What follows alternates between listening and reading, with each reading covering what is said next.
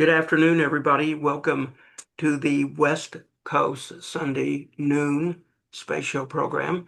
I'm your host for the program, David Livingston. Thank you very much for tuning in. This will be an open lines discussion today with several members of our Space Show Advisory Board, who I often refer to as the Wisdom Team. So far, we have John Jossi with us, Northern California, John Hunt from Fort Worth, Texas, Phil Swan from Seattle, North Carolina, Bill, Oklahoma, Marshall, and Maryland for AJ. And Michael Listener is with us from back east in New Hampshire, I think, if I get my memory correctly. We might have a few others joining us, and we might have a few calling us on our Zoom telephone numbers if they choose to do so. So it is open lines. Any and all topics are welcome. Remember that we're a 501c3 nonprofit. We do fundraise, and it's listener supported. So those of you who support us keep us on the air. Many of you listening are sponsors, and the reason you're a board member and a part of the Wisdom team is because you generously donate, and we certainly thank you.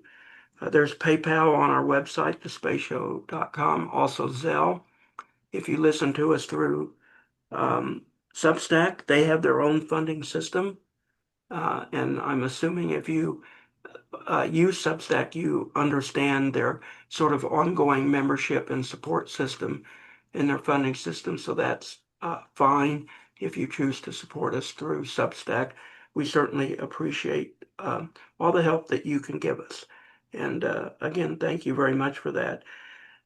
There is a lot in the news.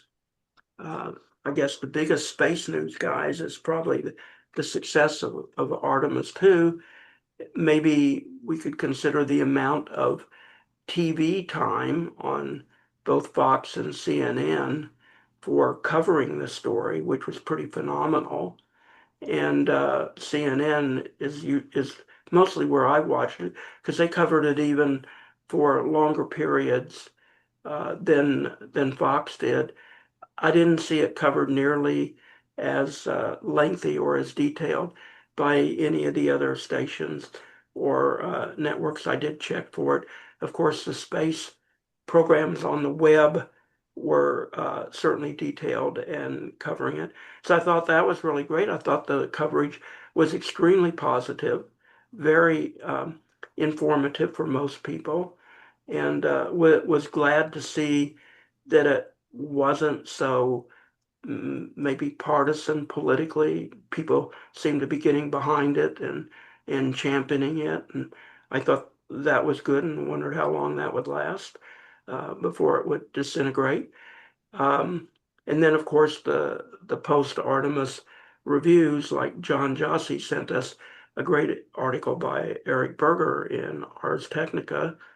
And I see a couple of people already want to jump in, AJ and Marshall.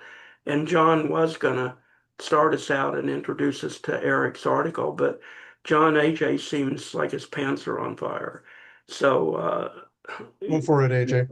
go for it, AJ. And then I want to discuss something other than what we are going to talk about today. Just that, this is probably a good chance for you to mention all the other supporters like I am and others, if you can. No, so because besides all of us or something, there are many other supporters, NSS, etc. So might be a good idea to do that since we don't have any real time constraint this time. Does that make sense to you? well, we have time constraint on the rear end always, but we could, but we do fundraising and support. But yeah, we can do that. Or if you want to raise your hand and talk and say why you want to support the show and give a great testimonial. I remember a couple of years ago, Bill Well, recorded yeah. a PR message that No, I don't mean that. I just mean that when exception. you, yeah, sorry. I just mean that you normally used to just mention the names of the supporters or whatever, something. So you might want to, if that's okay, do that this Um, time around. No, so you want Astrox named as a no, sponsor? no, forget our stocks, but IM, say for example, IM, NSS, other places, other things that other So people also can. NSS sponsors it. Many of our sponsors did not renew. They claim that they're not doing this anymore, not just for the space show, but for others. So, although they do sponsor big events, because I've been paying attention to that. So, Yeah, Northrop Grumman does yeah. not sponsor. We Mhm. still get sponsorship from AIAA, Yeah. and I am working on getting AIAA programming. But I think emails get lost in the quantity of email coming into AIAA. But they do have their big event coming up right before ISDC in the same general, it's not the same zip code, but it's close by. They're actually, I think, in DC or AJ, you know the area better than me. They may To be Northern Virginia. in Yeah. Northern Virginia. So they have Ascend. I wanted to go to it, Hmm. but because of my 80th birthday gig and what I'm doing and bringing the family into Las Vegas, I'm not going to be able to go to it. So I'm pretty disappointed about that. And the same for ISDC. But certainly I'm trying to get them to be responsive about programming, but that's very hard to do. But and of course, John Jossi has really the only, you can correct me, John, if I'm right, first class space settlement blog out there that pays as much attention to space settlement as you do. Have you come across another blog that even comes close to what you do on space settlement progress? Well, the National Space Society I certainly don't count that. That's a has, big organization. yeah. So, there are other bloggers, but yeah, I have a kind of a special approach where I look at just the science and technology behind space settlement. So it's less on policy and philosophy and more on um, the technical aspects. So that's a great blog to go to if you're interested in settlement. He is responsive if you contact him, if you reach out to him. Um, and let's see. I don't see any Yeah. other sponsors here other than AJ and John Jossi. Well, Phil, Phil is, isn't Phil he? is with the Atlantis Foundation, or anything that he is working on. Phil is an incredible contributor with engineering analysis and perspectives uh, that certainly I don't have that skill, but and thought-provoking questions from listeners and for guests that I often think rattles their cages because he has a very gentle and relentless style of providing numbers and then expecting sort of a numerical or number or serious response. And he stays with it. You should have been a journalist, Phil. You'd be great at doing that. And so, you know, I haven't heard from Celestis, but I do know that Charlie's wife recently passed away after a very long illness, and I'm leaving him alone. But Celestis remains on our website as a great sponsor. I don't know the status of their moon missions. I talked about that a while back. And some of that has to do with the objection to space burial by Native American tribes that we've talked a lot about on the space show. By the way, those of you at ISDC, if you see a program on the agenda dealing with that subject, hopefully at least one of you might attend, as I would love to get a report on what they're doing, what their strategy is, and why they think that this should not happen. Because obviously I and many others don't really see a reason why it shouldn't happen. Um, so we don't we Manuel Cuba's company. he's not with us today, but he did get No, invited. But he no, I mean, they are financing for, supporters also, right? yeah, he does financing for companies that are located in Europe, especially in his area. And he has been with us, and normally he comes into some of these shows. This is an okay time for him in Luxembourg, but unfortunately he was not able to join us today. But absolutely, and he probably will be back on with us with his own show later in the year, I would imagine. And what he's doing for commercial space out of Luxembourg and with their commercial space policy adaptation and the companies. I mean, every time we talk to him, we don't get European entrepreneurial news, but there's an awful lot of space interest and activity and funding going on in Europe and out of Luxembourg. Um, Mhm. John, Eric Berger's article, boy, he really took us looking forward and took a very complex set of issues and said, here we go, 1, 2, 3, 4, 5, 6, 7, 8, up to maybe 100. I don't know how many were there. Um, these are challenges, roadblocks, hurdles, however you might want to characterize them in order to get back to the moon, land at the South Pole, have a commercial base started there. It's not all rosy, it's not hunky dory. It clearly isn't a given like we kind of hear on network and cable news. Comments, John, and thank you for that article. No, it's a great article. I put it on the show blog for today. Mhm. It's titled "The Artemis II mission has ended. Where does NASA go from here?" by Eric Berger, the wonderful, excellent space reporter for Ars Technica. And he goes into all the things that need to be done to get us to the next step, starting with the Space Launch System.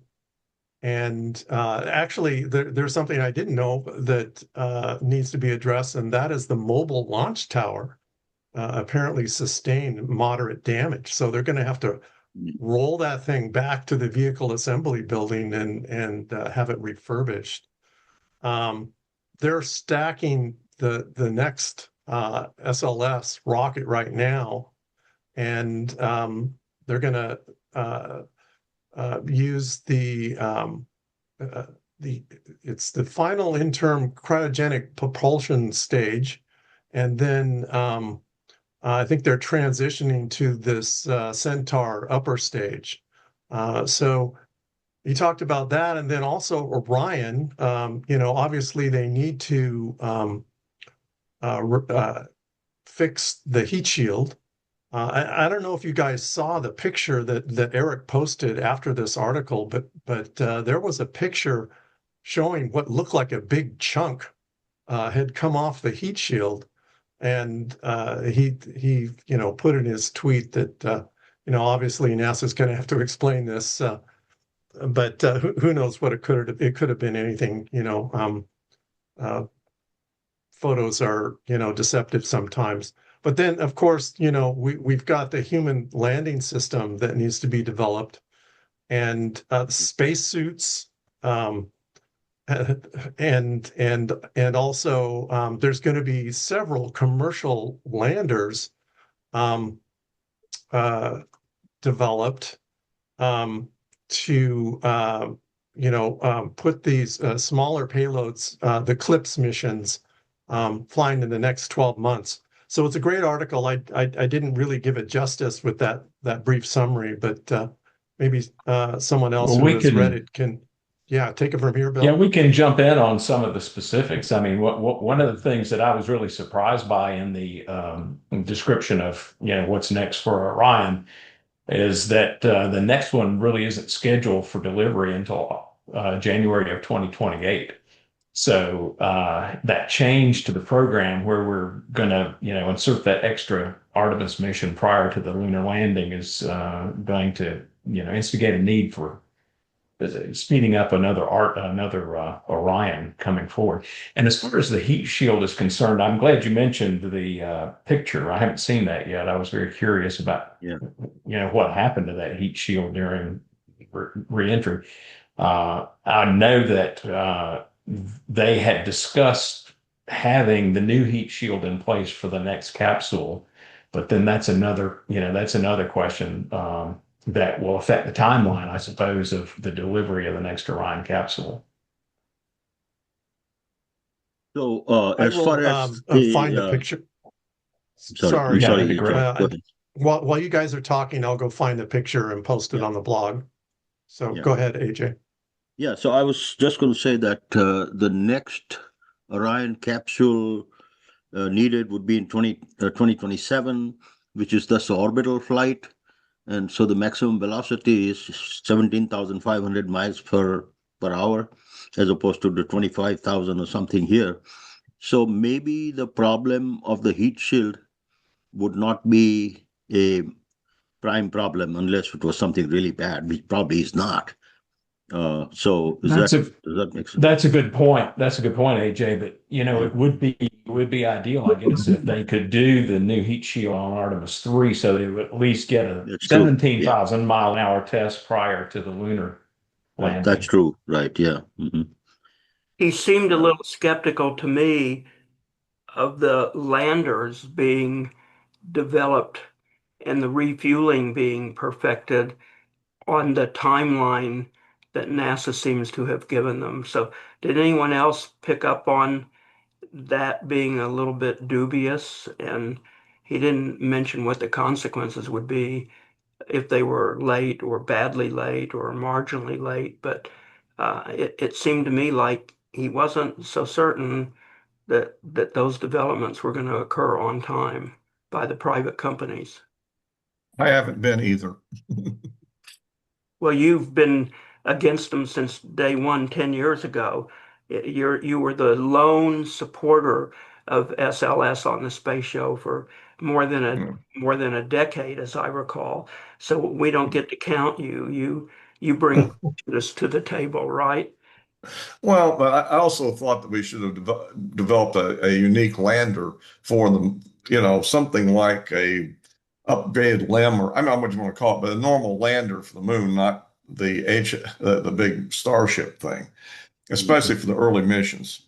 That might become very useful later on with a moon base and you have heavy cargo missions, yes. But for the initial human lander, I mean, I thought that was crazy from the beginning. And of course, I guess all of them, other ones failed the requirements. So they probably need to just resubmit the RFP and go again. That's what I thought. But I also thought that Eric should have mentioned the challenges of actually landing at the South Pole, and that it is controversial because many of the experts who know far more about engineering and landing than I'll ever know have suggested landing nearby the area rather than trying the early landings at the South Pole because of very rough terrain. I was a little surprised that that didn't seem to be mentioned. And hmm Marsha, it looks like your pants are on fire too, so go ahead.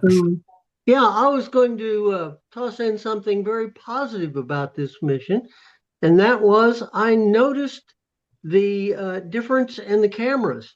The Apollo, it was kind of like 200 by 200 pixels, and now you have 50 years later, it's like maybe 20,000 by 20,000. They're beautiful pictures, and the capacity of looking at the moon and seeing the details, I found that terribly fascinating, which means in the future we are going to get very detailed and very clear pictures and work for engineering into the future, because we are just recording so much better what's going on so that we can take the next step up the ladder.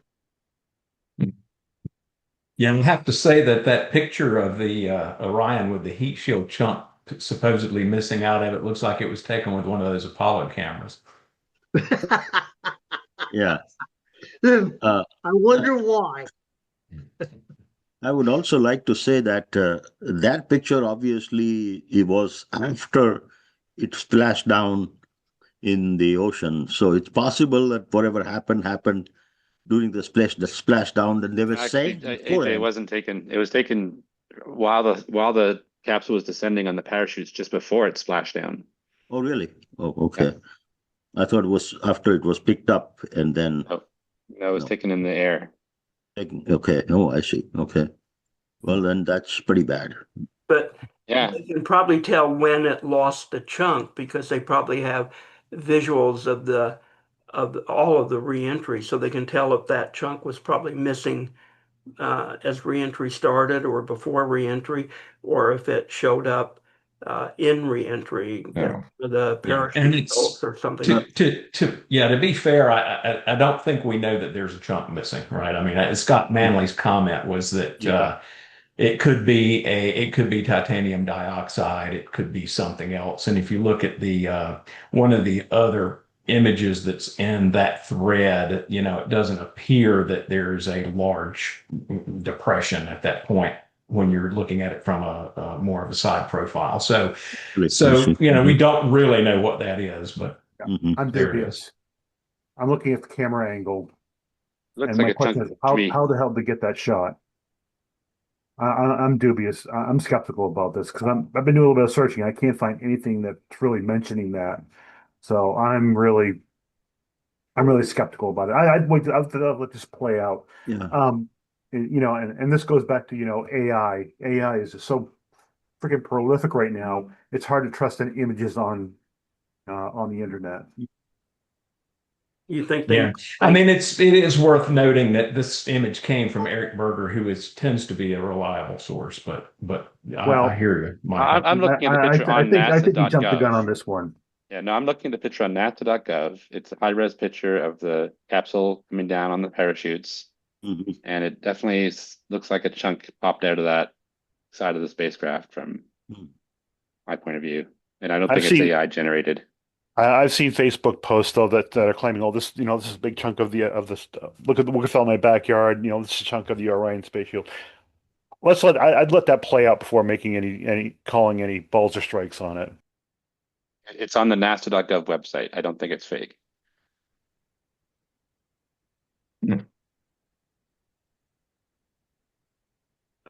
Yeah, let's just see what the analysis shows. I agree with Michael. It's too early to tell what the issue is, and NASA should address it. That's right. Yeah. Indeed. And presumably they won't be repeating that heat shield in the future. So, well, it's not. Orion is being redesigned for a different kind of heat shield, and it will have different reentry orbits than this.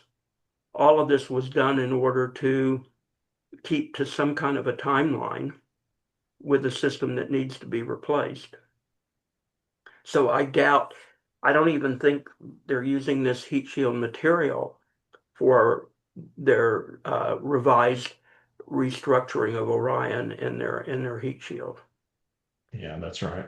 So fortunately it worked, and but I guess they're going to move on with something completely different that hopefully they will adequately test before they fly it.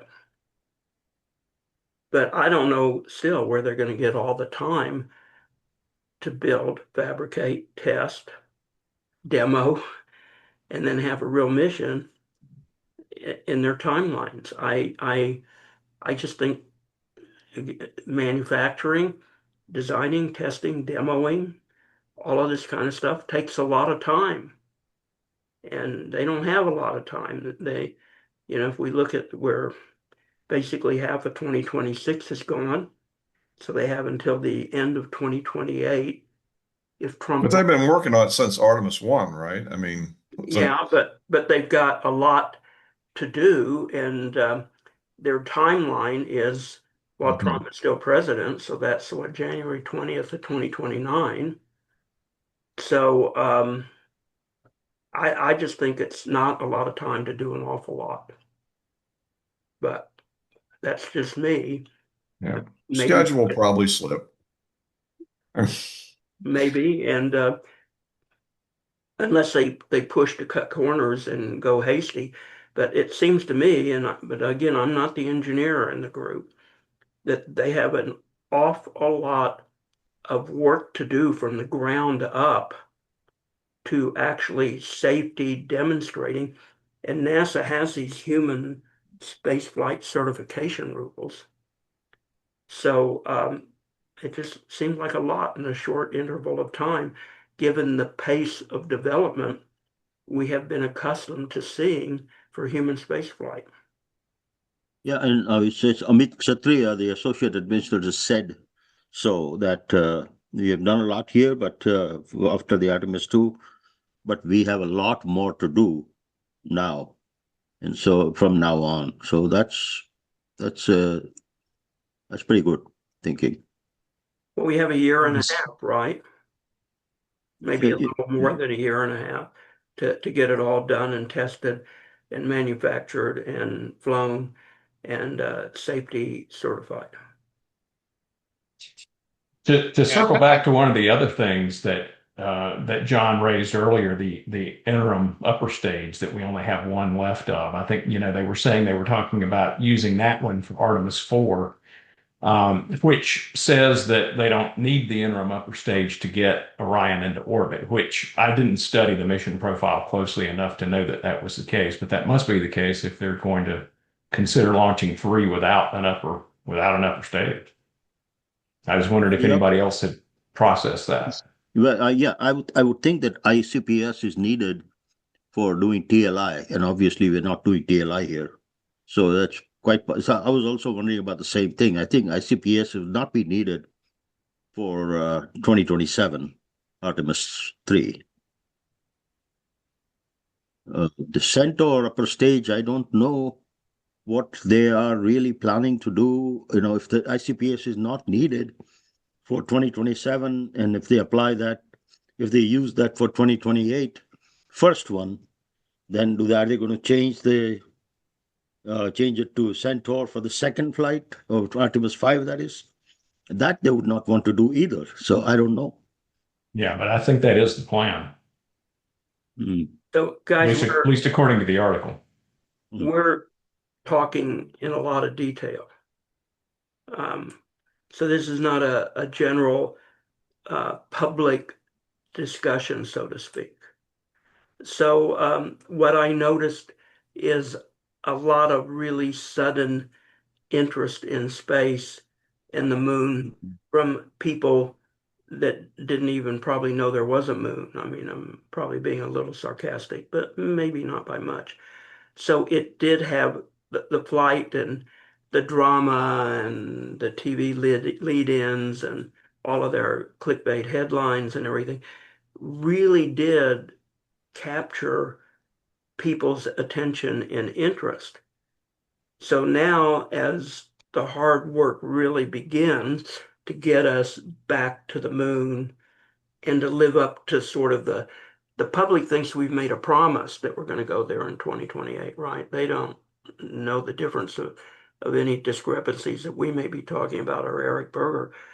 So are we going to hold this audience, in your opinion? Are we going to hold and maintain this interest over between now and the end of 2028? Do you think we'll lose it? Is there anything going on in the continuation of Artemis back to the moon programming that will help hold this interest, assuming it gets PR? Anyone want to comment on that kind of perspective? The photographs, Comment. Yeah, the I'm real sorry. photographs are going to start coming out now from their data banks. That'll capture everybody's imagination. And if they trickle them out over time, that's one way to keep the public's attention. I'm looking forward to it. I'm excited to see what they really got as opposed to what was sent over the laser link. Yeah, I'm really looking forward to see. Yeah. Actually, I mean, I was really pleasantly surprised. I mean, I did not think that this much attention. CNN did this continuously for 5 hours, almost 4 to 5 hours. I mean, I never thought that something like that would happen at this time, but they did, and that was really part of the reason for this. Is also, of course, the frailty or danger to the human beings when they come back. So that's when they're coming back. So that's part of the reason why people get glued to the TV to see if something, whatever. So that kind of interest would probably be there, even but less for the 2027 flight, which is coming up in 1 year, I would think, where people are going to go from Orion, enter whether it's a SpaceX HLS or Blue Origins, then come back and then land back in Orion, I presume. So that kind of a thing is still going to be,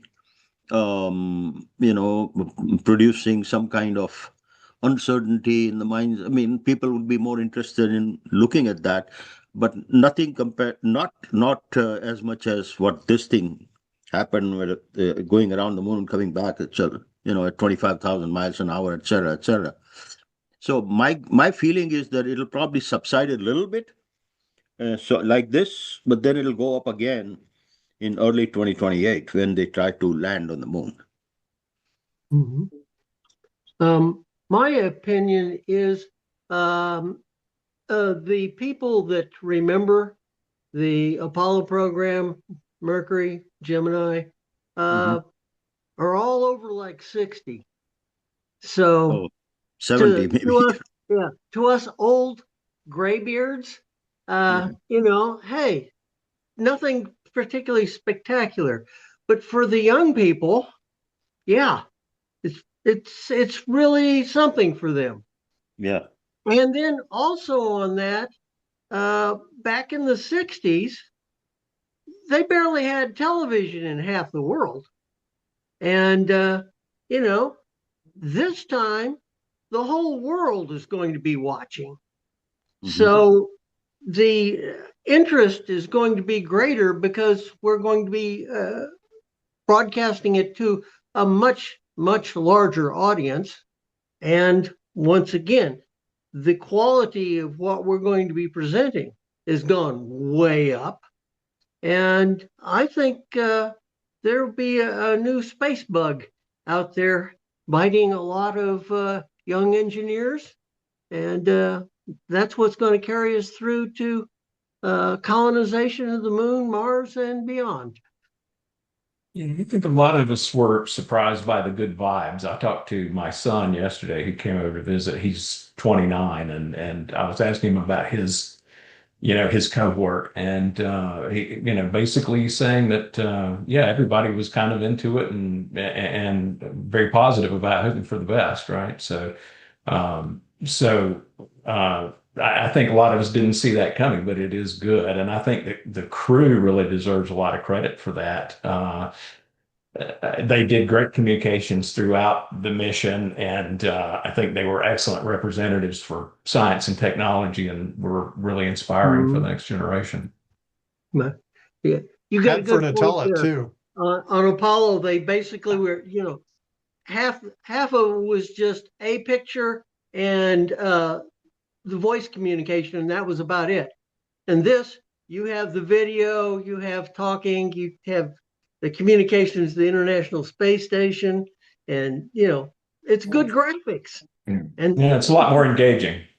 yeah, and I think there's going to be a lot of people grab onto it, particularly those I in the find interesting teenage that years. I had the kind of the opposite opinion. I thought that the quality of the telecommunications of this was pretty abysmal. I mean, you look at SpaceX, they have like dials and indicators all throughout their mission saying like what the speed of the spacecraft is.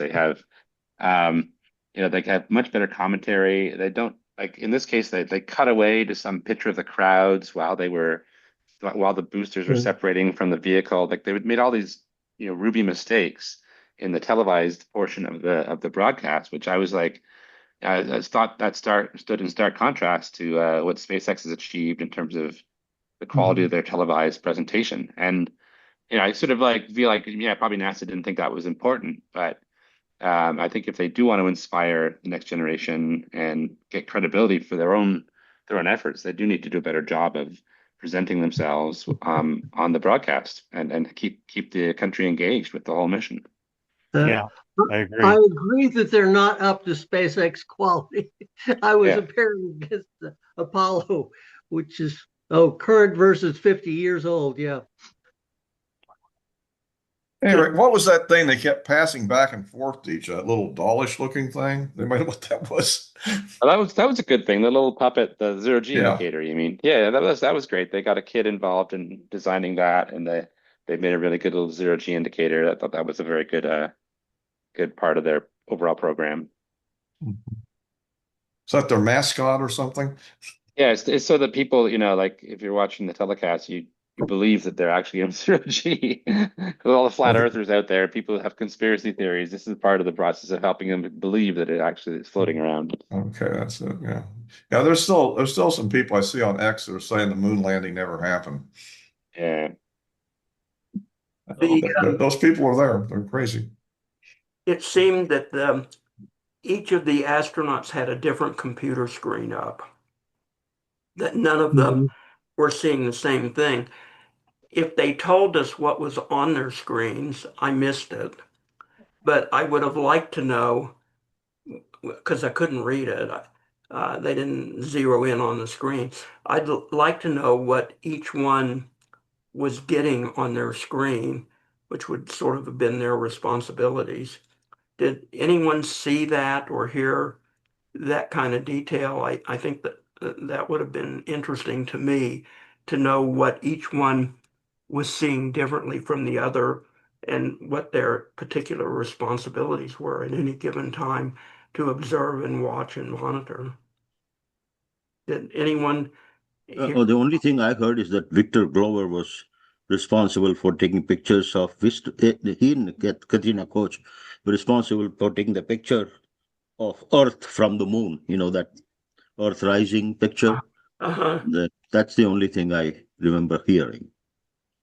Could any of you tell what they were looking at on their computer screens? Did it display in enough detail, or could you somehow enlarge it to the point if you were interested to see what they were actually looking at? What Do they're we really care? Well, I care. That's why I'm bringing it up. I would have liked to have known what was on their screens and what was different from each other. Well, could also be the same laptop, but different window. That's all. What was different information, for sure. Different windows will have different information. Yeah.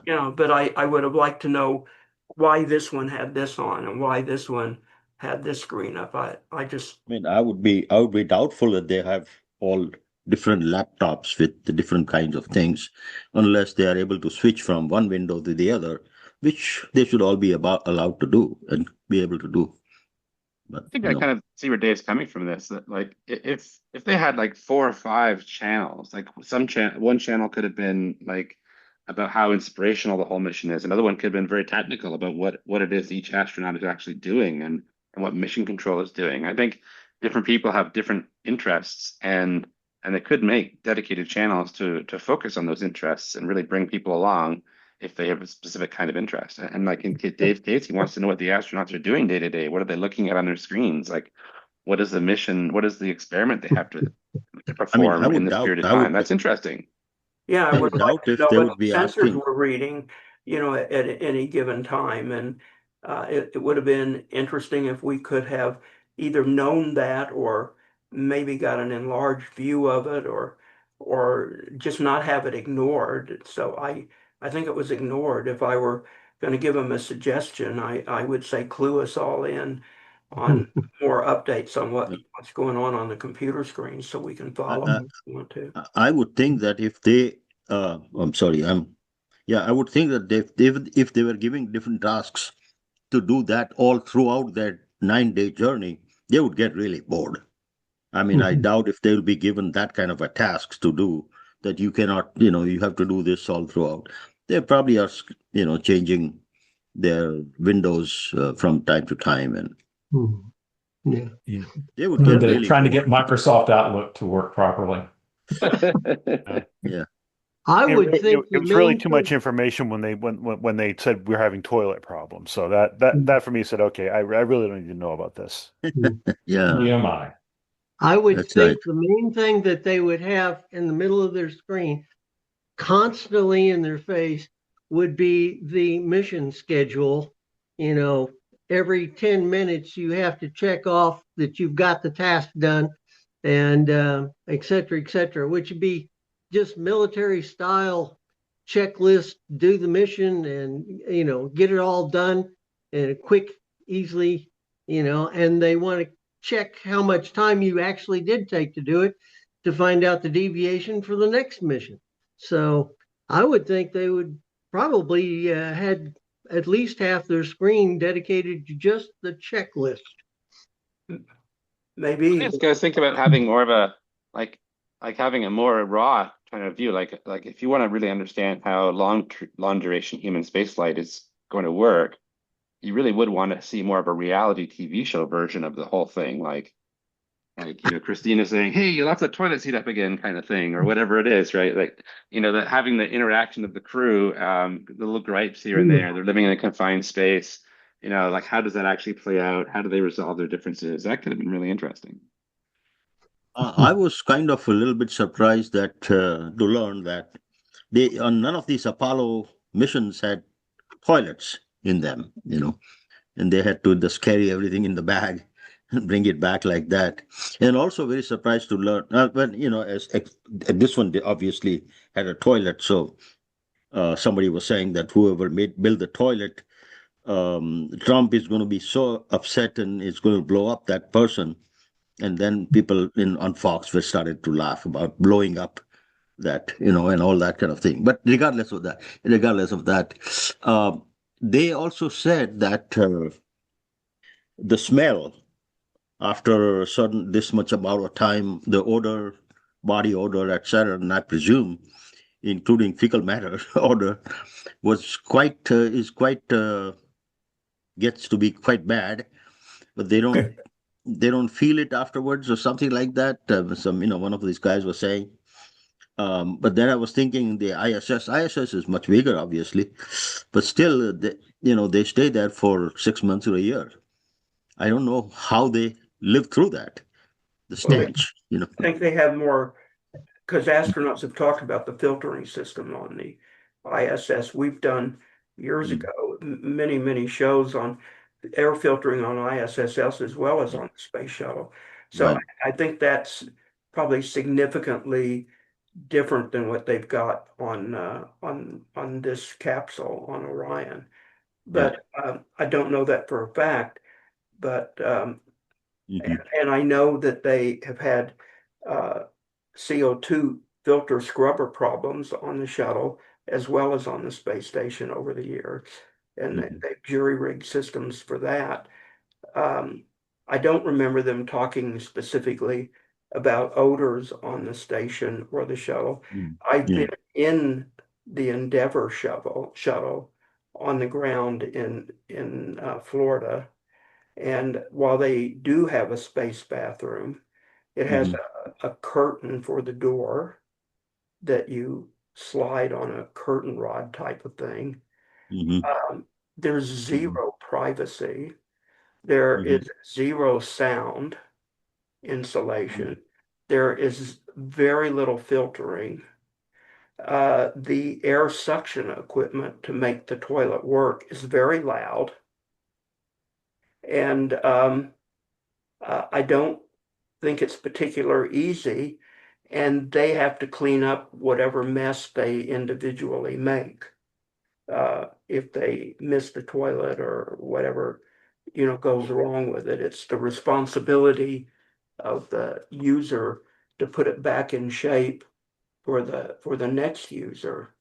But I don't think you can have any humility in these situations or any embarrassment or anything. And when I interviewed some of the astronauts, always retired astronauts, including women, and the Hmm. question always comes up, how do you handle the space toilet? And they just say you get over real quickly any bodily embarrassments, any humility. anything about your body because it's nothing there. And they cross-train medically to provide medical attention to a fellow astronaut, whether it's a woman or a male. So believe it or not, they have to catheterize each other as part of their training. Can you imagine having to go through that crap? I can't stand it when I have it done in an ER or the hospital.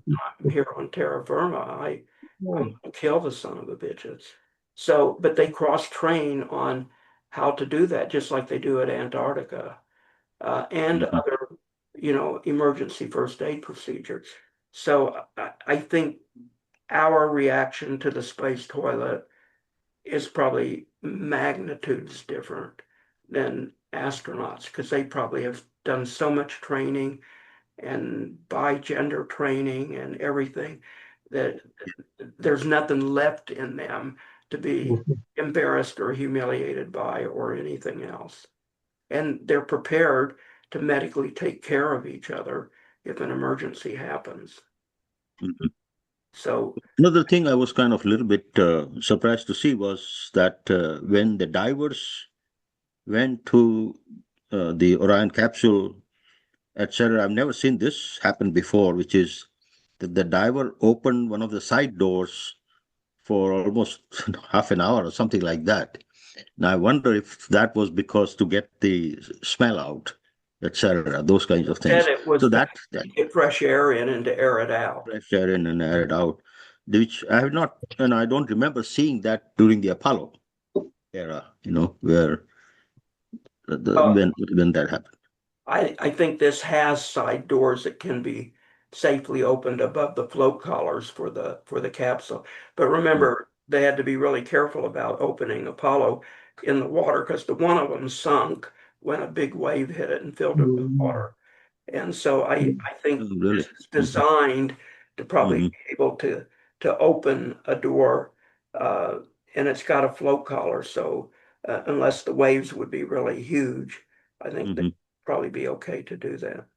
Okay, makes Did sense. anything else happen about space since our last open line show? Is it 100% Artemis and that's it? Is there Yes, anything else? actually. Yes, Yeah, actually. The Chinese are getting ready to launch their next lunar lander, the yeah. Chang'e 7. This one's going to the South Pole.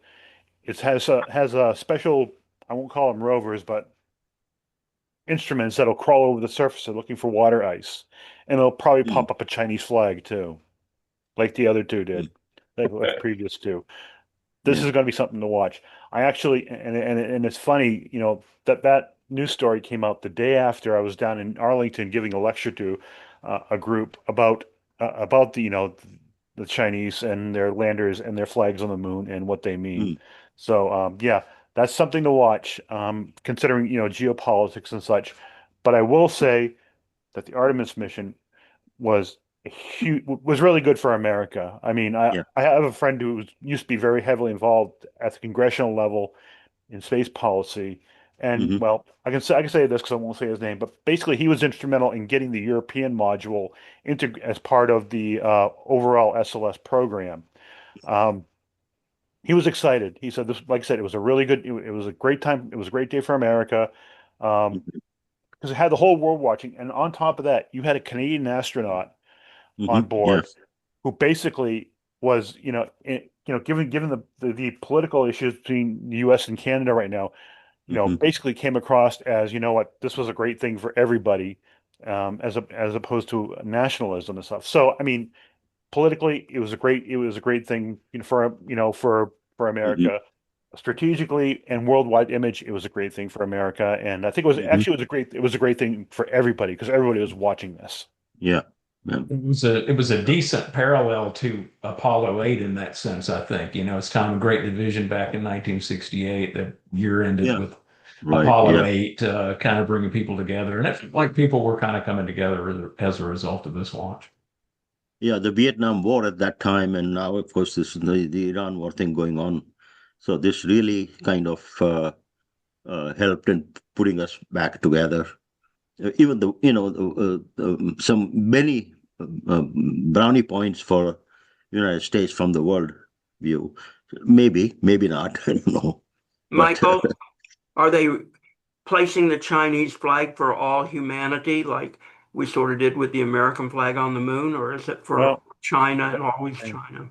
well, you know what? I was asked down just a little bit of the backstory, and I won't go too long with this. I was invited down to uh, Arlington, Virginia, to teach to give a lecture on lawfare to a bunch of federal workers, military, federal, foreign service, etc.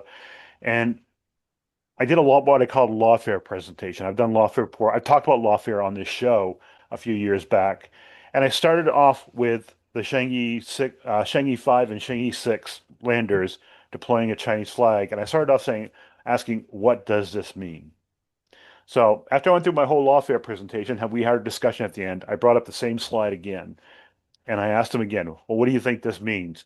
And a lot of it, and first they said, well, it's just like the Americans, basically, just like the American flag. We did the same thing. We claimed it for America. I said no, and I explained to them how Congress came out and said that putting the flag on the moon doesn't equate to a sovereign claim. It's just basically an expression of national pride, and technical achievement. Then they thought about it and said one gentleman came up and said, you know what you know what they're basically they're laying the groundwork to claim possession. So Did you that agree? I agree. I agree. We're seeing it here in the South China Sea, to some extent in Antarctica. They're trying to do, they're trying to do it everywhere, and they're using their culture and history, just like the Navajos are, to lay claim. And I wrote a space review article on this, and I'll actually post it in the blog. I wrote about the Navajo claim, and I brought in the Chinese, and their culture, and they have a bigger cultural claim to the moon than the Navajos do. So yeah, it was very and bottom line, it's one of the biggest reasons, go Artemis, get our people back on the moon, because it's going to make it very hard for the Chinese to actually make claims. Once they get a foothold, it's hard to get them out. So Why do you think half the country, I'm talking about the United States country, disputes that and says we're not in competition with them? They're just a commercial competitor for the most part, and well, all because this they're not a stuff is they're not a commercial bullshit. because Why? we've been fed the bullshit line that they're global competitors, not a geopolitical adversary. Plain and simple. So do they That's not know the difference, or they just choose not to believe one versus the other? How do you explain it? You don't. Well, it's all about influence operations. Social media is very prevalent. You have NGOs right here in the States who basically are promoting the idea, oh, we got to be friends and we got to get along, and you have our best interests at heart. So it's basically a psyop operation when you get right down to it. It's a psyop operation. On the part of the Chinese? I'm part of the Chinese, working, not only through their instruments, but also through NGOs and public relations. Yeah, Michael, can you talk a little bit about? I upset a lot of people at that lecture when I said that. So AJ, Michael, yeah, I was wondering if Michael can talk a little bit about the latest Chinese. Uh, they took off on, I guess it was their number 10, no, number 10, and did the experiment of safety systems, which was successful, and yeah, uh, the thing landed. Both of them landed in the ocean, obviously, but I mean, they were landing. I saw that it was landing vertically, etc. And the other thing is that I saw an article. I don't know by whom. I don't remember, but that the China is thinking of doing their Long March 10, uh, three stages stuck together, same way as Falcon Heavy is doing. And that's how they're going to stake their first. I don't know if it was just for Leo, or I think it was for the moon. that this is how they are going to do it. Very similar to what Falcon Heavy does. Of course, Falcon Heavy, two of the side boosters can come back and land. I think that theirs are all expendable, but I'm sure that they are moving towards that also. So, can you comment on that, Michael?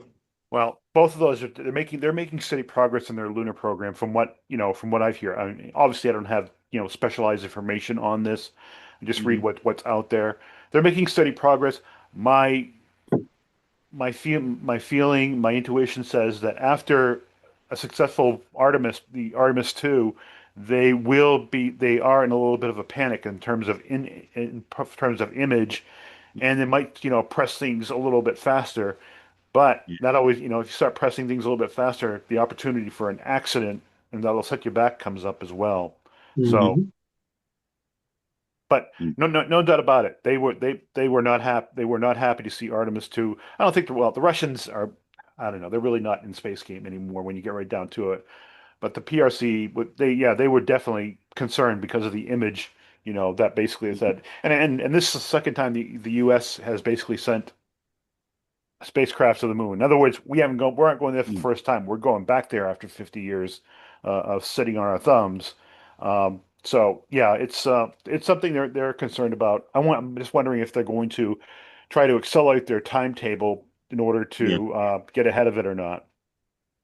Yeah, I've seen some mention somewhere that they might try to land before 2020. I mean, they might try to land Taikonauts before 2030. But also, of course, the lunar base and all that earlier. Uh, I I'm just also very much wondering if if China is going to be there before 2030, and um, what do you think about that? I wouldn't bet on that date. I bet it's Mhm. going to be before it'll try to, especially after Artemis 2, it's going to be before that date. Um, they Mhm. still got to do a lot of major hardware tests. They Mm. they got the same issue we Yeah. do. They got to test their hardware unless they want to risk their Taikonauts on Mhm. a around the trip mission, or they want to go straight for a landing. They're gonna have to Mhm. test their hardware. Yeah, and having us, United States, the only country which has either gone to the moon or even been around the moon and back, that probably does set their pants on fire in China. Would you think so? Yeah, well, like I said, it's they have this image. Bottom line is the U.S. it goes back to U.S. got a lot of great press and lots of positive, Yeah. feel good optics out of it.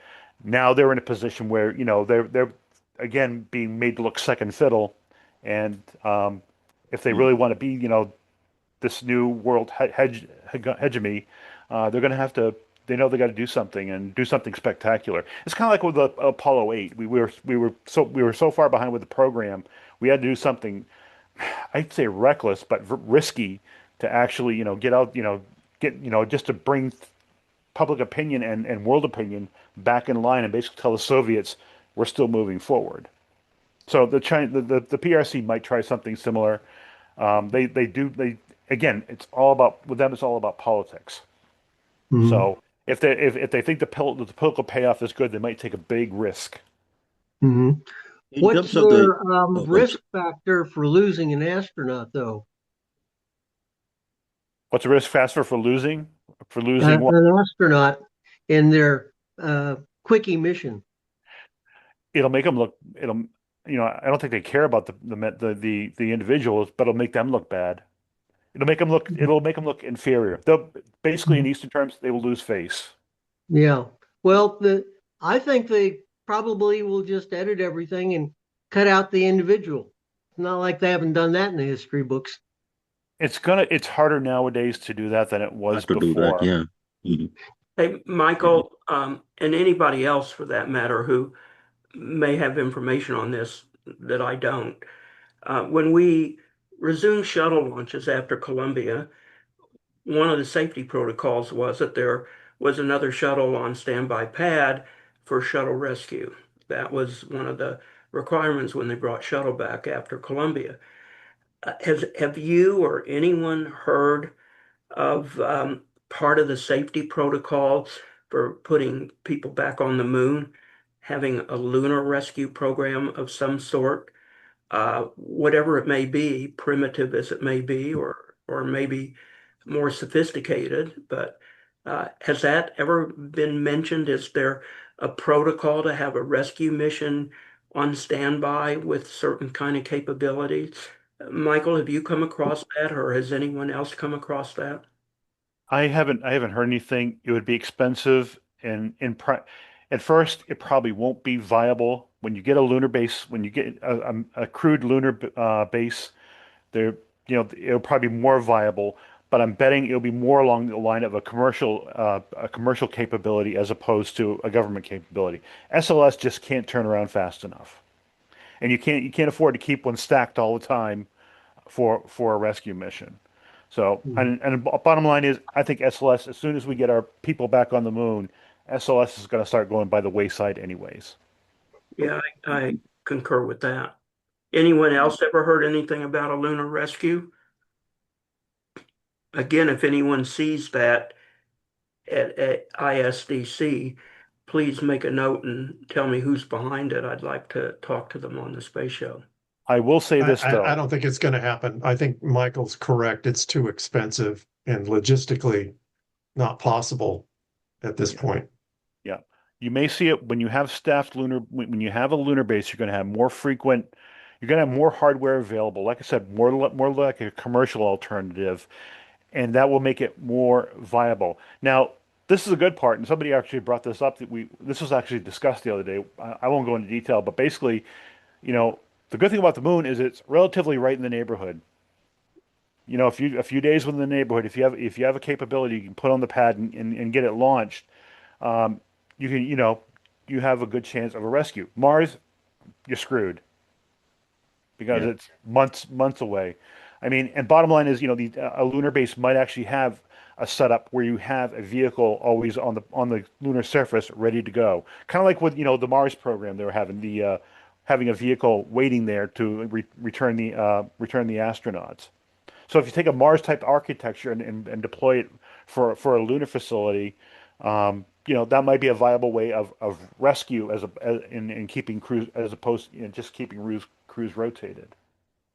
Leaving Art, Along along these lines, I would also say that um, the use of Falcon Heavy for these kinds of purposes and also for the lunar base development for phase 1, 2, and 3, where you can, and I did some calculations recently with one Falcon Heavy flights, two Falcon Heavy flights, three Falcon Heavy flights, and four was, of course, 15 ton to the lunar surface. All of these things together, I think is going to make something like Falcon Heavy a big player because SLS is going to go away. And it just was too expensive anyway. What else do we have? Something that has to be cheaper, something has to be more sustainable, etc. And I think the Falcon Heavy is going to play a big part in this, especially after I heard about this China doing the same kind of a deal with three stages put together. And I think that the Falcon Heavy flights, of course, what I'm talking about, Michael, is that you send out the Falcon Heavy flight, the upper stage goes to Leo, and then you dock the upper stages. All that thing can be used for rescue also. So my feeling is that it's going to be a big deal. I mean, useful deal. I don't know why you guys keep saying that SLS is going to go away. I mean, it is pretty much the best rocket out there. It's expensive, but price can come down if you launch it more often, which is exactly what Jared Isaacman was talking about doing. Mhm. There aren't any better chemical rockets, possibly Blue Origin, but with the new Glenn, but yeah, it's like a very optimized. It's a very expensive but very optimal rocket, and until we develop some form of space infrastructure to really change the paradigm of launch, I don't think Yeah. SLS is going to go away. Well, I think SLS will go away because, I mean, we are talking about for phase 1, 2, and 3 from now until 2036, um, 80 launches.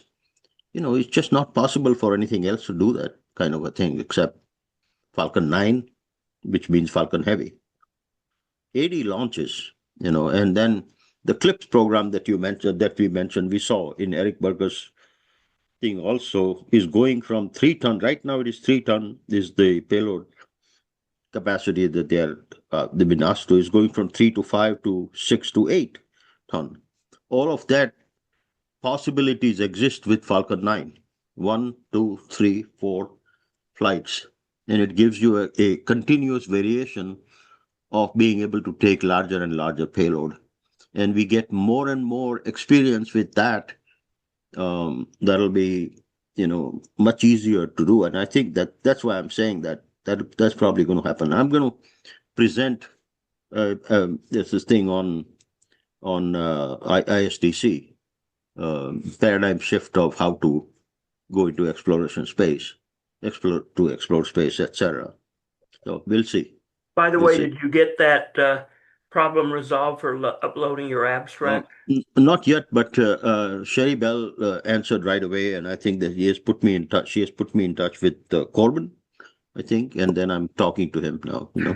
So hopefully it'll be resolved. Thank Any you. updates, Michael, from your perspective, or for that matter, anyone else, on nuclear reactors in space, on a planetary surface, on a lunar surface? Do you see that happening? Have we left behind our paranoia over anything nuclear here on terra firma? God, I hope so.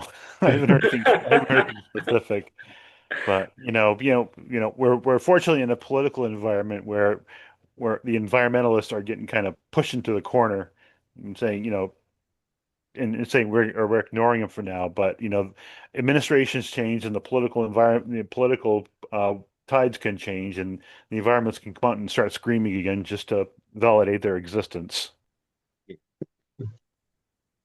Jossie?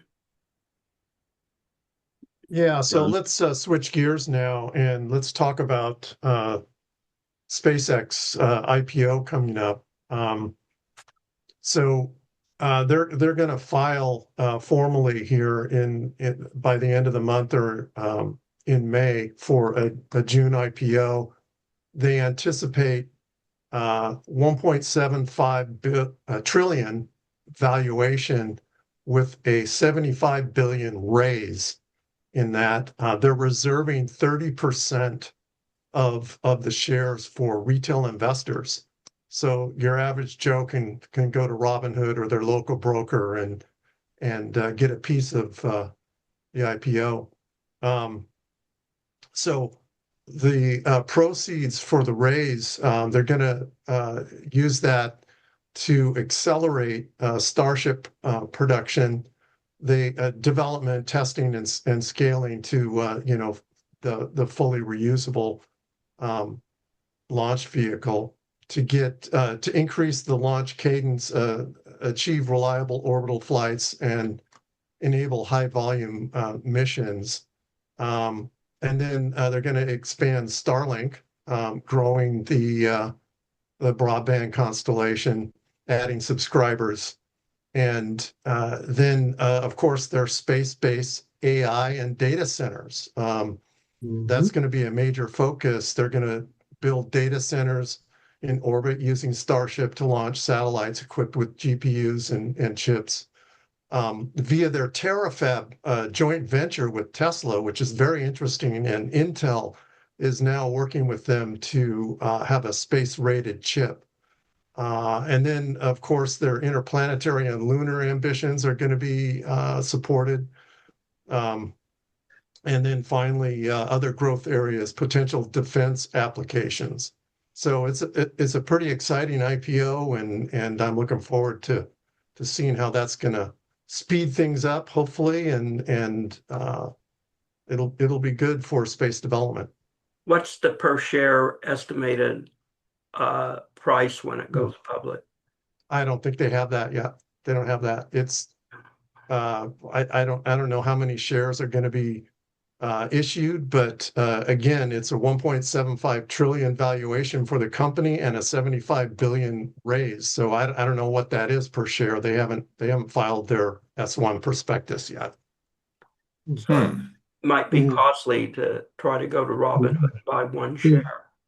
My personal estimate is about $400 to $500 a share, and 100 shares is a lot of money. Well, but you can buy one. I think it'll be lower than that if they want retail investors. Your average Joe isn't going to want to spend that kind of. I think it'll be under $100 a share, but I don't know. Why they haven't listed how many shares they plan to sell, so then you could try to figure out how to estimate. Right. Mm-hmm. I think it'll be well over $100 a share. It's too bad Sherry is not with us, but when they have made SpaceX shares available on the private side for qualified investors, people bailing out of their retirement funds, for example, we're talking about thousands of dollars per share. So this, of course, will be different. Do you think they're serious about all the talk, including on our favorite little podcast show, about merging with Tesla, or Tesla merging with SpaceX? John? I don't know, but the Chalmers thinks it's a 99.999% possibility that that's going to happen. Yeah, So, I don't see the similarities there or the congruity, but maybe I'm missing something, but they don't probably need it. well, it's artificial intelligence, man. AI That's all about that. That's the common factor. and batteries.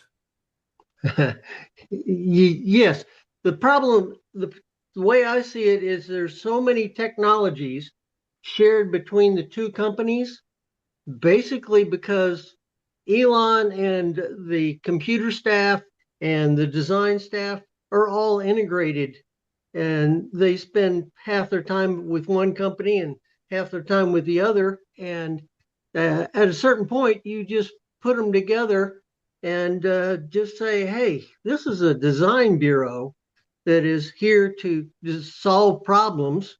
Give us a problem, show us the money, and we'll go crack the problem.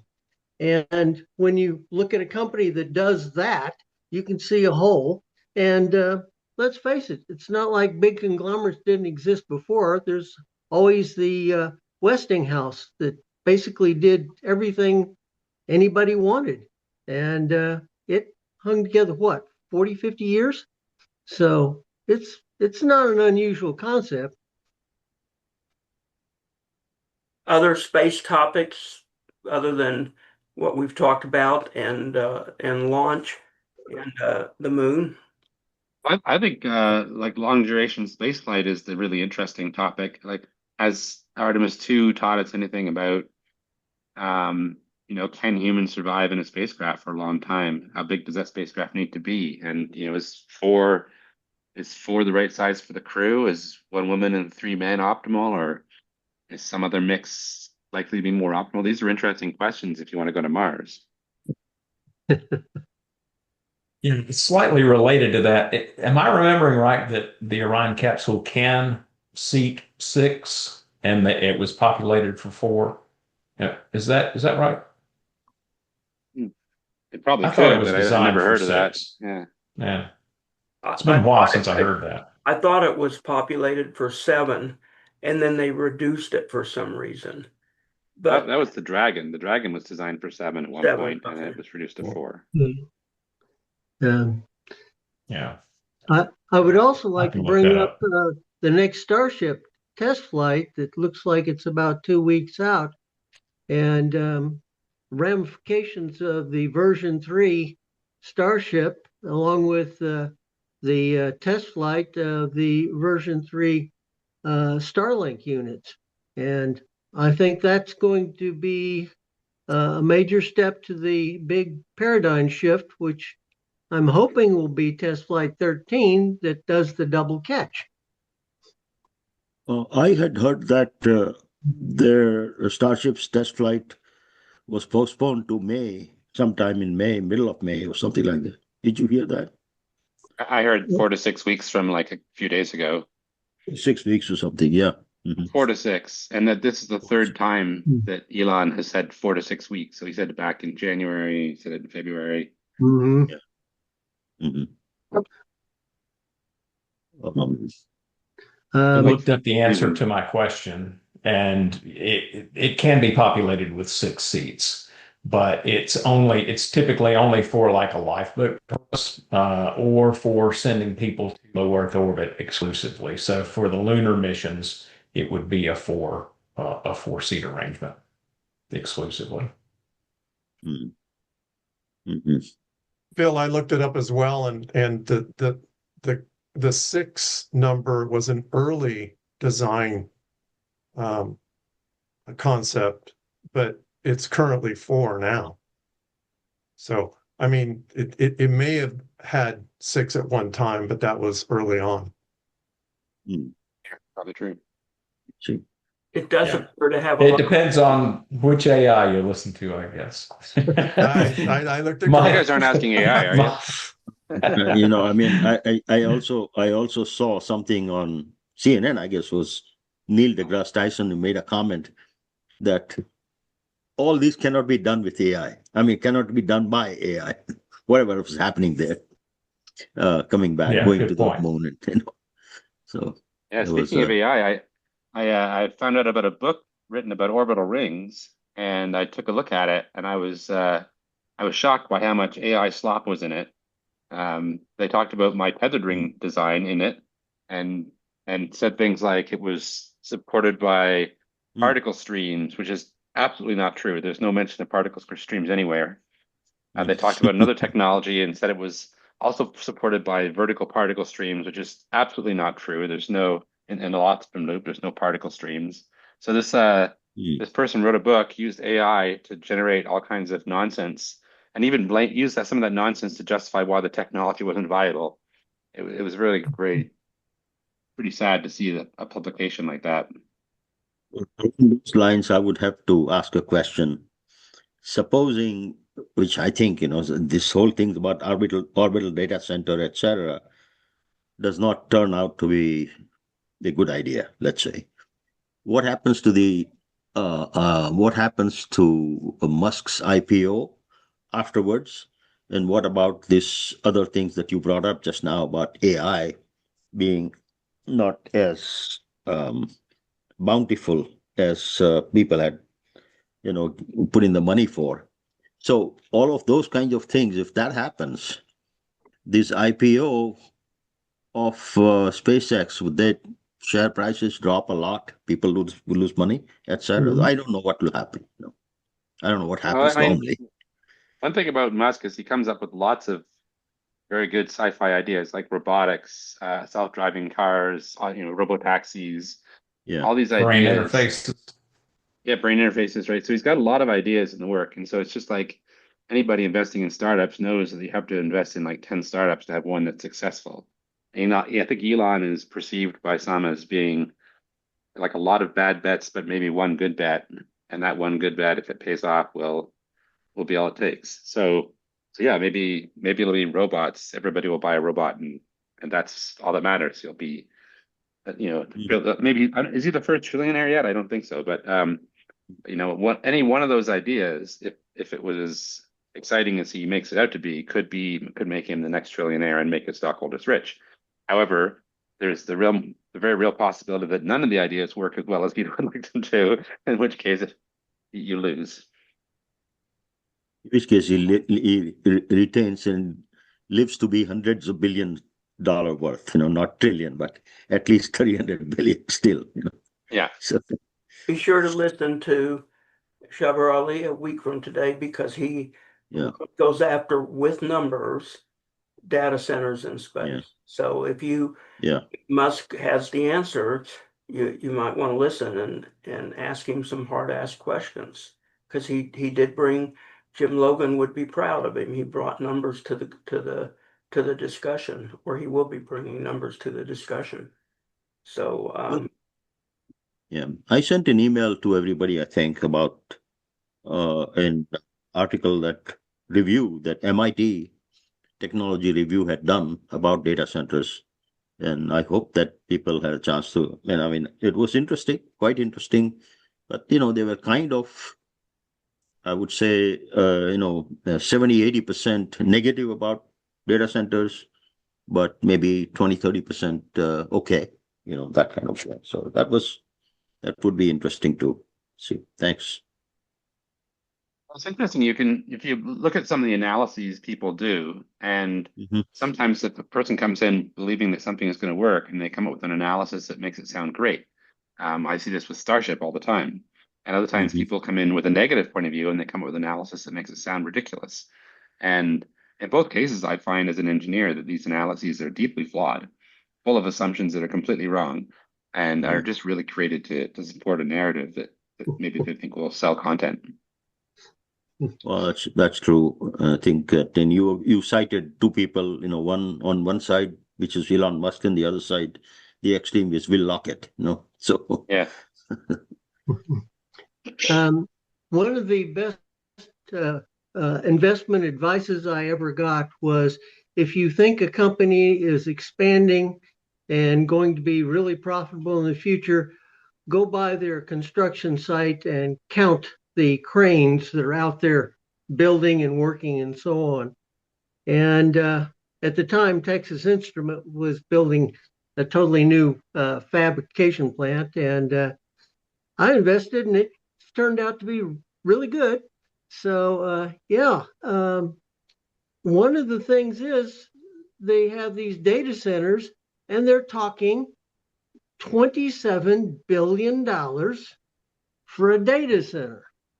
I don't think the bookkeepers and the financial analysts and so on like that are going to let Microsoft, Google, et cetera, go off and build a data center like that at that kind of cost without there being a profit in there somewhere. So, is it may go from being a fabulous profit down to just an okie dokie profit, but there's definitely going to be profit in it. So, what kind of analysis sways your vote that they're out there actually building these things? Does that make much difference in your opinion? I I don't know mean, who I you're think, asking. Yeah. yeah, I was going to say that I think it's pretty clear that data centers do get reinvented every few years. Like all the chips are new, and a Mhm. lot of technology gets changed, and Yeah. and that we're talking probably multi-trillion dollar industry for data Mm-hmm. centers. And so just the fact that there's that much money going into a new thing every few years suggests that we really should take a step back and not, like let go of old assumptions and really try to do a first principle analysis of what might happen with the next generations of data centers and the applications for them. I mean, AI is a very surprising new application. I think from the point of view of somebody looking 5 years, like 5 years ago, they would have had a hard time expecting that AI would be as sort of helpful to us today as it is. Its ability to answer questions is kind of beyond expectations, I think, from somebody from 5 years ago. So it's pretty interesting. I mean, it's like really revolutionary in some ways. Well, I mean, I would agree. I would agree with that. I mean, the whole idea. But I mean, putting in $1 trillion of investors' money into AI, which is quite useful, yes, but I don't think it is really something that is going to bring that kind of money. But putting $10 trillion into AI has really starved space business, and I think Mm-hmm. that if in terms of the private investors and all that, but if I think that whatever happened with Artemis II and whatever may happen with Artemis III is going to change that the trend line somewhat or fair amount. This is my guess, and we are going to, there's going to be more interest from public and from people and also investors back into space. Not the same type of an idea that they had at one time that cislunar economy is going to be a $500 billion industry, I don't think it is going to, that's going to happen. But I think it's going to still go up somewhat in next year or so. We're about at the 90-minute mark. So if you have additional topics that you want to talk about or I want to, yeah, go ahead. I want to say one thing about the nuclear idea that they have, nuclear propulsion idea that they have, NASA has. Many people have been excited about it. I mean, I saw this article. Many people have been excited about it. But upon thinking more, they say that the 2028 timeframe is completely not, makes no sense, and probably will be 2032 or 33 or something like that. And that too, whether it's electric propulsion or thermal propulsion, that's is going to be, I think electric propulsion is going to be very hard and probably not going to happen. So I would have my doubts about that. Certainly about 2028, that's not going to happen. I don't think so.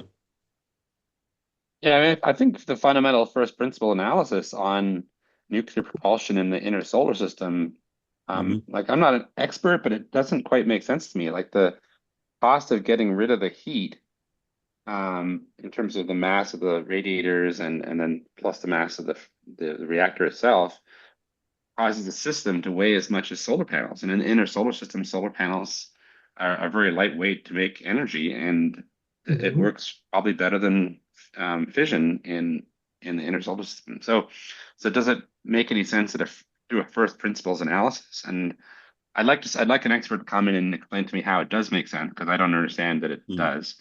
But if you get into the outer solar system, absolutely it makes sense. It's a great technology. So that's what. But yeah, I think we're really interested in exploring the inner solar system right now, and so I'm not sure it's a very valuable technology for traveling in space. I think when we get to Mars, because of the dust storms, it'd be great to have a lightweight and an efficient nuclear reactor as a backup power supply, because you can't rely on solar panels on Mars as much as we'd like to. Well, it's the same problem with the moon with the 14-day night.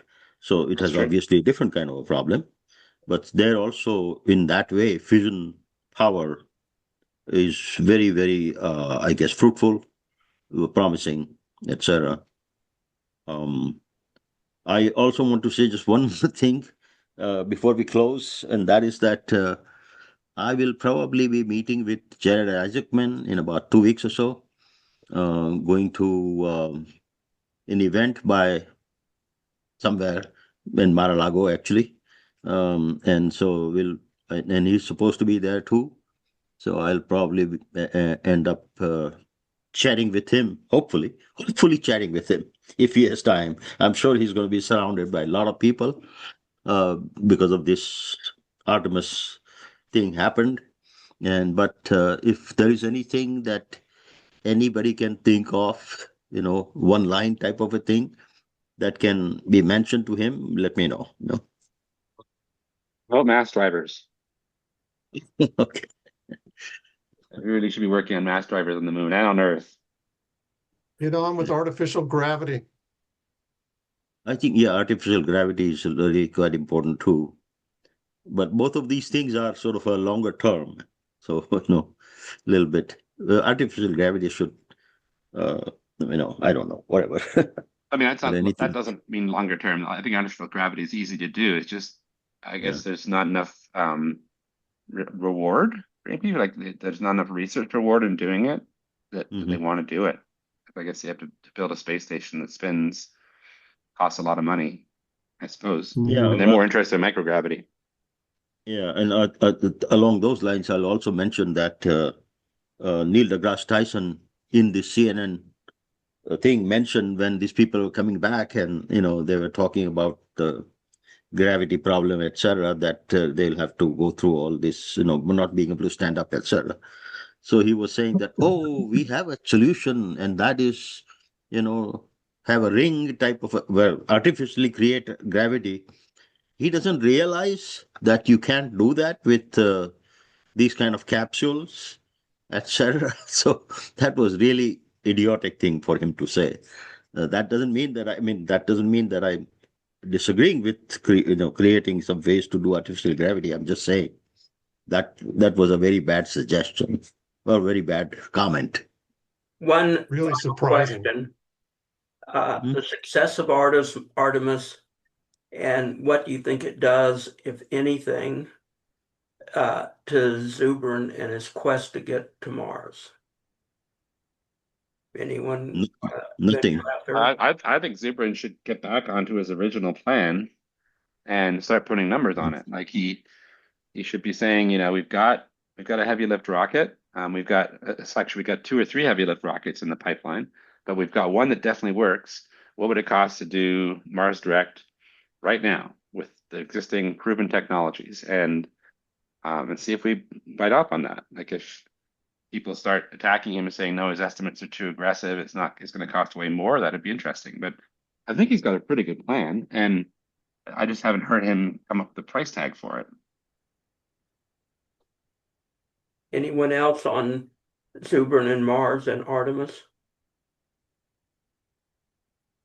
Nobody? I Not think they're the very connected. Artemis not connected. Yeah, so Artemis is not going to have any effect on Zubrin.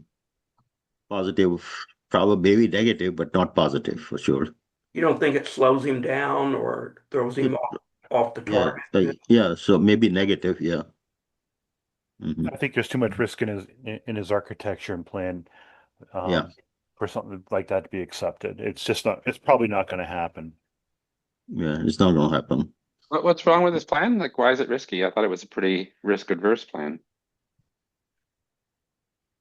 Mhm. Um, It's risky in the sense it's politically risky in one sense. If it fails, it's a big black eye for the U.S. and for the space program in particular. And two, who's going to fund that? I mean, is the funding there right now for something like Mars Direct, especially when you're going to do a lunar base, which is going to require a lot of, putting it together and on top of that, basically keeping it functional and expanding it. I think Mars is on the back burner. I won't say it's on the back burner, but it's got pushed back a little while. And by the time we were ready to do a Mars mission, better architectures might come into play. yeah. I think that the fact that we should learn a lot from moon, lunar base, going to the moon, staying there, etc., is just of primary importance, much more of important thing than at this point in time than going to Mars or trying to go to Mars, etc. No Mars fans here to defend going to Mars as a priority? I'm definitely a Mars fan. I think I do think we should do both, but I don't think that Mars is all that much harder than the moon from a delta V perspective. And what's hard about it is simply the longer duration that the astronauts have to Yeah. be in space for. Well, why not be a Venus enthusiast? Closer, probably less Oh, power. I like Venus too. I like Venus too, but it's just a little bit crazier. I think the idea of building like a flying space habitat that flies around in the clouds of Venus for months on end, doable, but it just seems a little scary. But I like the what's called Havtol, I think concepts, or other concepts like that, which involve a flying aircraft that uses solar power to stay in the clouds of Venus indefinitely. Do you think it's more scary than going to Mars and staying on Mars, etc.? Those kinds of things, or less scary? I think it's harder. My gut feel is it's harder because it's harder to get out of Venus's atmosphere and back into space than it is to get off Yeah. of Mars. So that's why it's a little bit scarier. But then there's so much more solar power, and the environment in the clouds of Venus at 50 kilometers is pretty benign. I mean, it's the pressure's good, the temperature's good, the radiation is good, the gravity is good. So there's no reason, like if you could make a really reliable solar powered aircraft and that people could live in for years, I can see no reason why they couldn't stay there for many, many years, awaiting rescue if necessary. Except for food, I suppose, where would they get the food? And that's a tricky one. What would they do? Like the circle, I guess. It's, Circle it's do kind of research. boring. So, but the first thing they have to have is basically a robotic ship that goes out there and proves that you can float in the atmosphere and keep everything under control for at least 10 years. And you have a similar problem on Mars. You've got to be able to, start your habitat and get it going, probably with robots. And uh, people are not going to take it too serious until you have a track record of 10 years of, controlled environment that's successful. I And agree with that. Yeah, it would take a um, robotic mission to yeah, kickstart but things. Yeah. the key thing is, do you think 10 years is enough, or is it too much, or is it not enough? I don't think it has to be 10 years. That you would design the mission to last 10 years, and after 2 or 3 years, you would show that everything was proceeding nominally, and then you might design a manned mission. It might still take 4 more years to get the manned mission out there. Well, if Zubrin is the key to negotiate and determine when and how we do Mars with humans, good luck. Zubrin as a negotiator is not something I want to pin my hopes on. Well, I mean, if he ends up being the go-to policy wonk, for example, Yeah. on how to do Mars and when, that could be a challenge.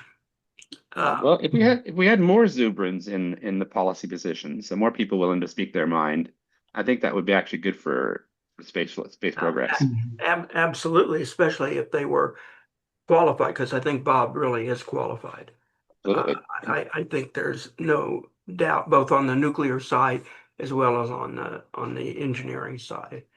Kind of wonder on life support, because he used to say radiation's no more of a problem than smoking one pack of cigarettes a day, or something like that. I have interviews with him where he makes comments like that from 10, 15 years ago. Maybe he's changed a little bit. I don't know.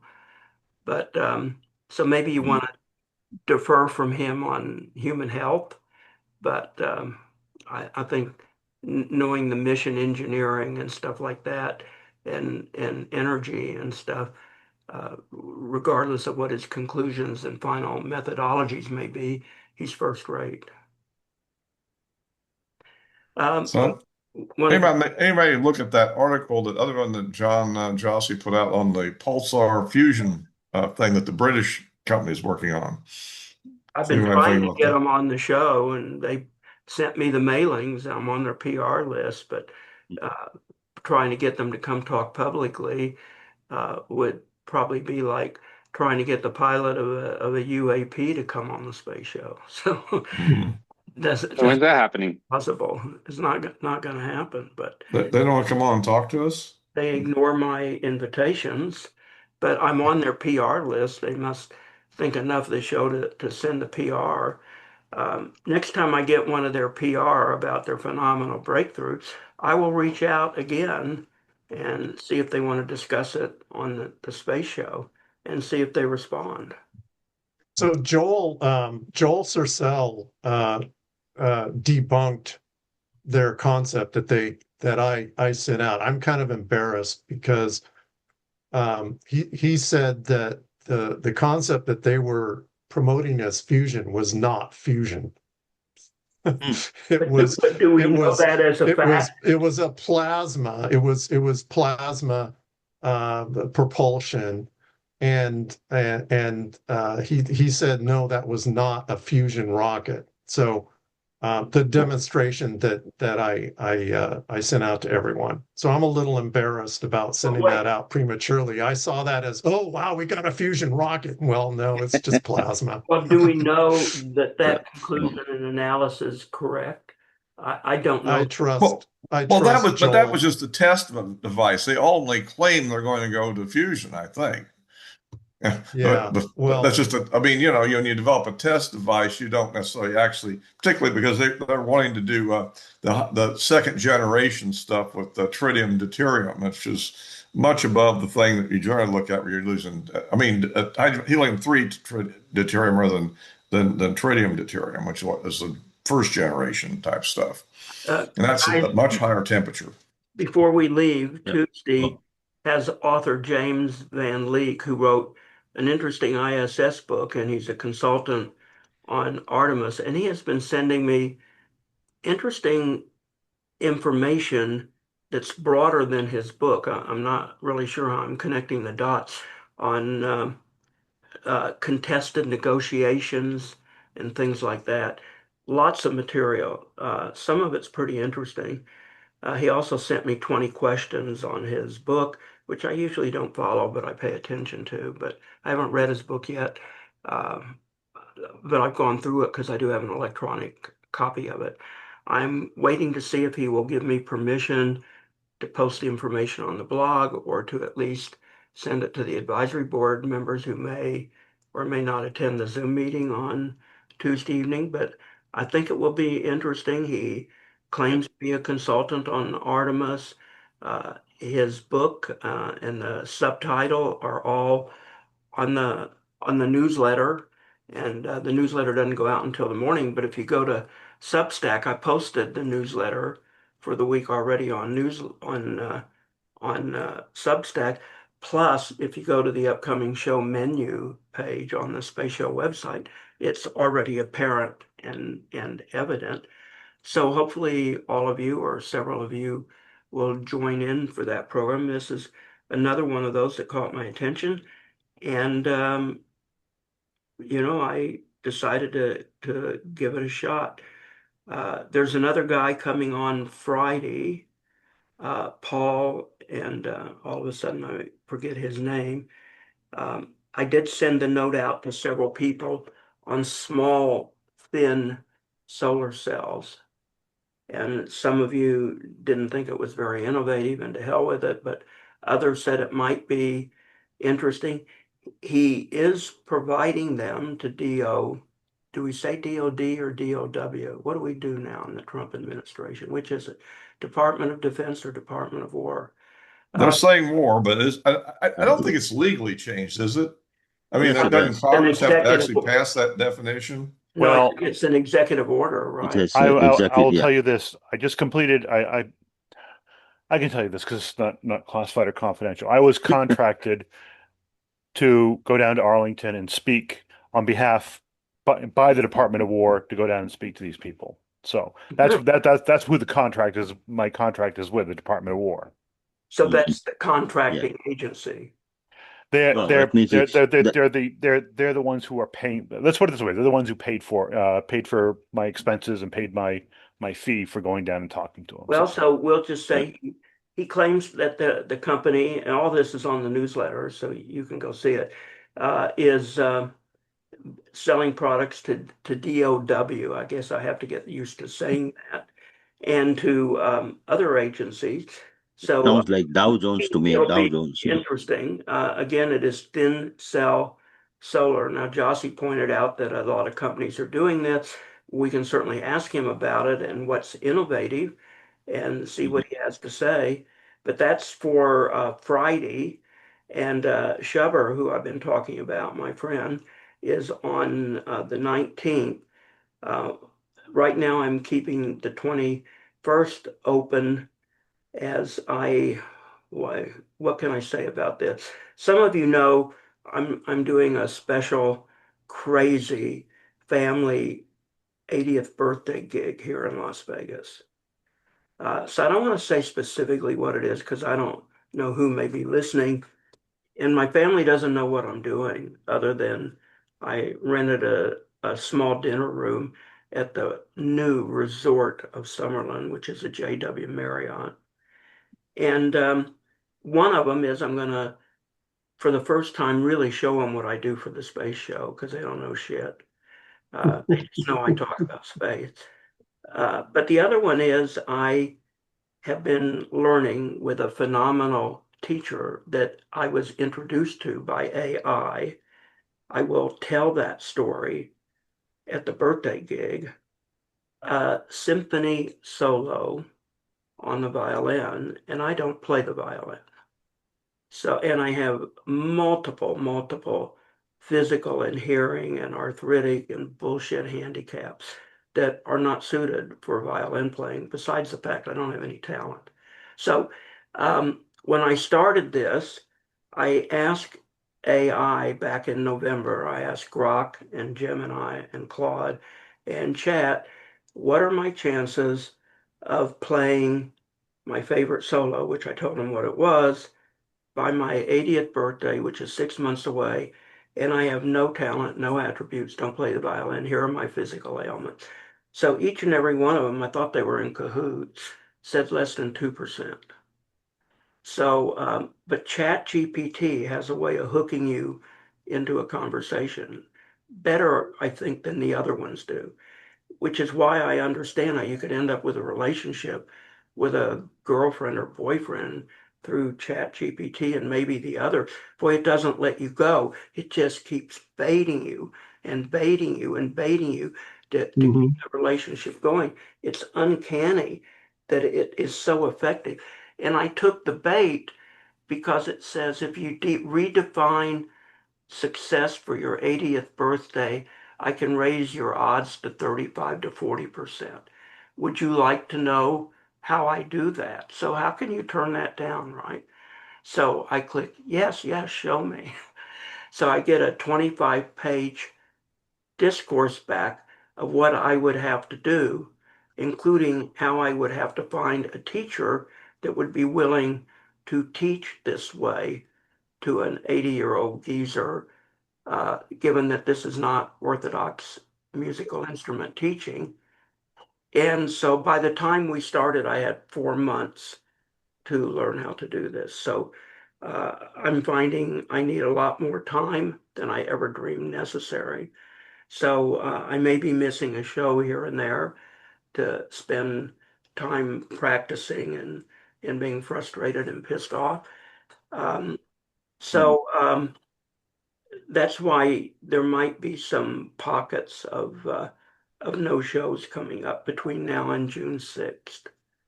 So, and as I said, I don't want, some of you know what I'm doing, but I don't want to put it out there because I don't want the people attending to ever get any wind of it.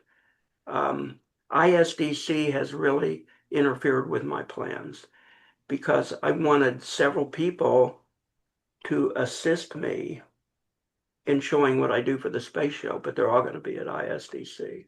So that becomes a pretty logistical nightmare. So anyway, right now I've held April 21st off of further programming. And then May is wide open. I'm starting to fill May dates right now.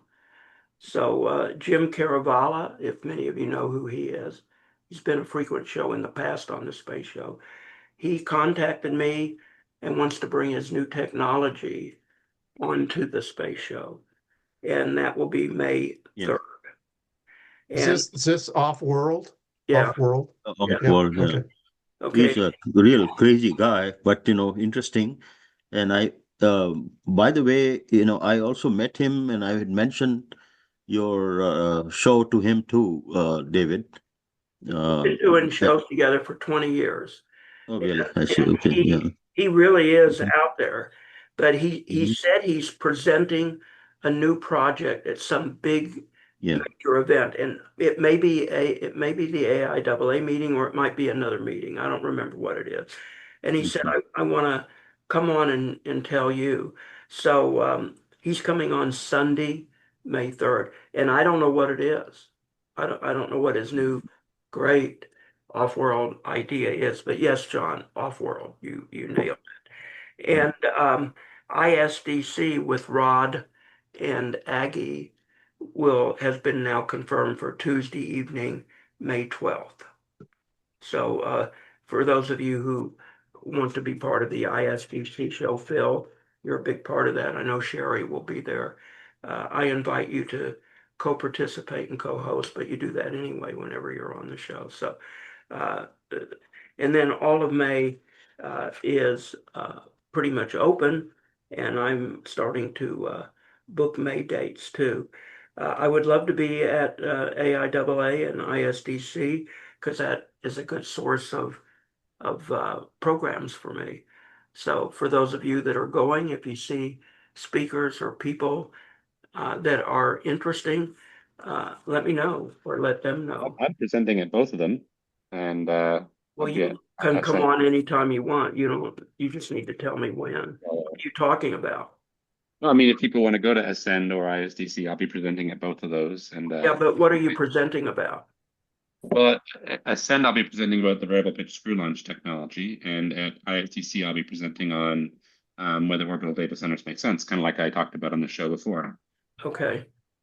Well, after you make your presentations, if you want to come make comparable presentations, let me know, but not until you put them out there first on AIAA and ISDC. Now, there's another show coming up. I don't know if the guy will get pissed with me or not, but maybe it was Phil a couple of weeks ago when we were talking about political contacts or something, and you recommended Harmon, what's his first name, that we all know from ISDC. I don't recommend somebody from ISDC. Yeah, he's always at ISDC. He's a space consultant, uh, well known from various conferences. Maybe John, it was you who mentioned Harmon. You don't remember? What's his last name? Yeah, his last name is Harmon, and he sent me Save Man Space. Uh, so he has an organization called Save Man Space Exploration, and his name is, and every time I see him at ISDC or something, he wants to be back on the show. His name is, I know Harmon is his last name, Art Harmon, president of the Coalition for Saving Man's Space Exploration. Does that ring a bell to you, Phil? Well, no, I don't know. I don't know him personally. Who from ISDC was on the show? Maybe it was Sherry. I don't remember. So he sent out a thing. He's got a new book. He claims he's a consultant for Artemis, and he's looking for radio gigs. So he actually sent me sample questions. So I wrote him a note and I said, Art, I'd be happy to do it, but your list of questions is too basic and way too simple to do for a space show program because, we've been doing this for 25 years and longer, and doing a show to talk this is basically not worth our time. That's what I said. And I said, if you can raise the elevation and the depth and the level of a discussion, I'd be happy to invite you back. But I mean, just looking at his list, and I don't want to take the time to read it publicly. I'm not going to do a program like um, why is Starship not part of this mission? Okay, so I'm not going to put a lot of time into doing a program at that level. Sorry, guys. This is like Apollo 8. What is the difference? For our audience, anybody here could tell us that without flinching. What are the upcoming next missions? What was this historic? Are we in a space race with China to the moon? What if we lose? Anyway, it goes on like that. So I said, if you can raise the level of the discussion rather than so basic, I'd be happy to entertain you on the space show. So whether he gets pissed off or replies is up to him. I've been doing that a lot lately, and I find out that people get pissed off at me for doing that. But honestly, if they want to come on the show, they ought to be a little bit more in depth than talking to a group of people at Safeway, while they're waiting for the checkout counter to clear. So, and nothing wrong with that, but that's not a good use of space show time and money. So, but they don't. I would think that this would actually lower the discussion level. Yeah, it would be pretty basic, and I think every one of us here in this room has more valuable things to do, than to go basic, unless you deliberately want to go engage. a basic audience and like at the public library. I'm all for that outreach, by the way. I strongly support it. You can do that there. This is Yeah. just not the forum for it. For those of you who are listening and you want to be a guest on the show, don't present me a basic package because I'm going to reject it and I'll ask you if you can go deeper because our discussions are usually deeper.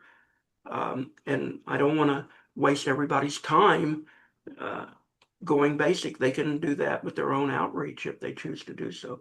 So we'll see if Art comes on board. I've met him every year. I've been to ISDC, and he has yet to be on the space show. But he is welcome if we can do some sort of an in-depth discussion. I should mention that Michael Listener has made a request to you, David. You might want to look at that in the chat. I don't see it. Yeah. I don't see Michael. Put me. You asked me in an email earlier if I wanted to get back on the advisory board. Put me back on it. Okay. I did with the emailing today. I added you back into the list. Yeah. But I don't see why you're not showing up. But anyway, it's not. No, it's in the chat, David, just above my It's in the last chat. one, my Yeah. last post. Yeah. Oh, the word yes? No, that's me.